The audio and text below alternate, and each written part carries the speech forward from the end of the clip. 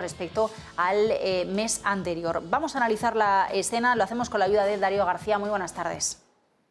Muy buenas tardes, ¿qué tal? Bueno, Darío, el IBEX 35 finalmente bajó un 1%, 8.500 puntos, caídas mayores del 1,4%, del 1,2% en París y en Milán. ¿Se ha contagiado Europa de los descensos con los que hemos visto a Wall Street?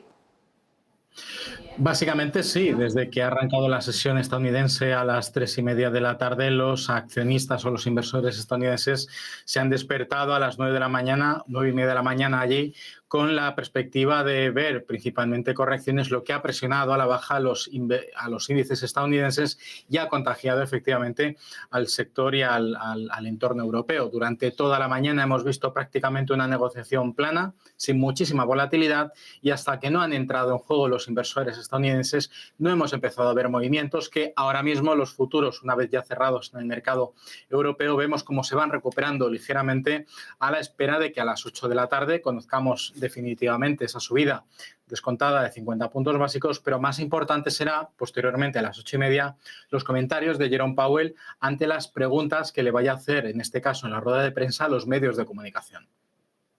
De hecho, en la sesión de hoy ha sido más bien en Europa una sesión de esperar y ver, a la espera de lo que pueda ocurrir en Estados Unidos. Darío, ¿nos podemos llevar alguna sorpresa esta tarde? ¿Algún movimiento relevante que podamos ver en el caso de las divisas, en el dólar o en la renta fija? Pues inicialmente no,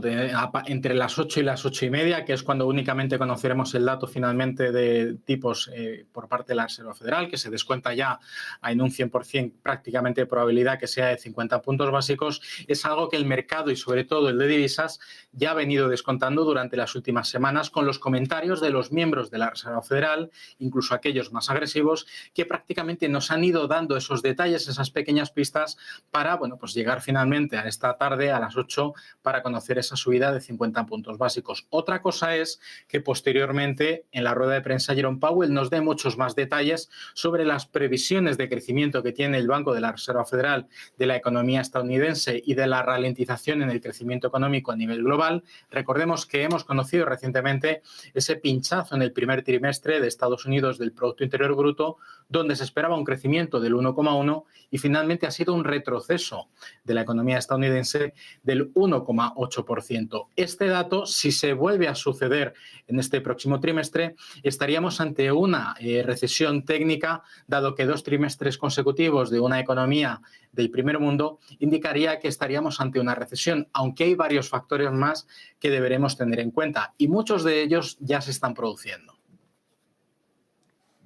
En esta jornada, Darío, pendientes también en gran medida de los precios del petróleo, de cuál ha sido la reacción del mercado, de cuál va a ser si finalmente llega ese sexto paquete de sanciones. Hay oposición de algunos estados, pero parece que la postura europea está clara al respecto. Hemos visto hoy subidas en el precio del crudo, ahora un poquito menores, y veíamos también ascensos para títulos como Repsol y también para las renovables. Solar y Repsol, precisamente, liderando los ascensos en la tabla del IBEX 35. ¿Qué auguras para este tipo de compañías? Bueno, pues en principio hay que tener en cuenta que quien más se va a ver perjudicado en términos macroeconómicos va a ser Europa, porque va a intentar sustituir en el 100%, esa es la intención, ¿no? Sería un poco la utopía, el 100% de la dependencia del petróleo y también del gas natural proveniente de Rusia a través de otros socios comerciales. Aquí en el continente estaríamos hablando de Noruega, pero también el fracking en Estados Unidos, que está siendo extremadamente rentable para las productoras en el país, para precios de barril por encima de los $35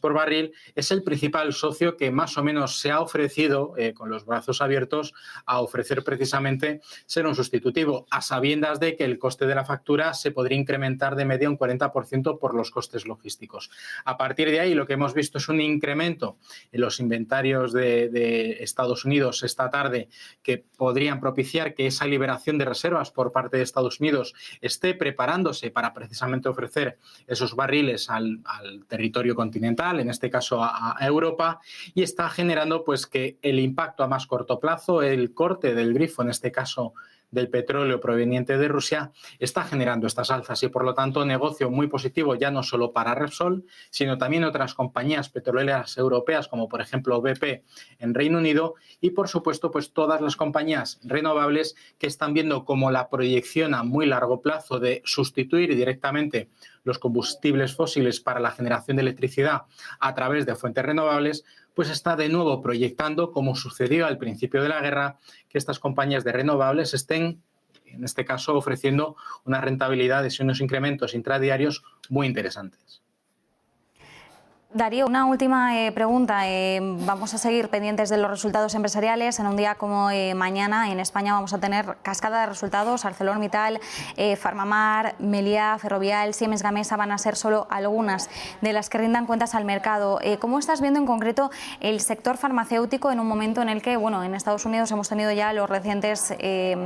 resultados tanto de Pfizer como de Moderna, que apuntan sobre todo al hecho de que las vacunas COVID ya no van a tener tanta demanda en medio de la mejora de la situación? ¿Qué podemos esperar para este sector en el caso de España, poniendo el foco en Farmamar, que publica mañana sus cuentas, o en Rovi?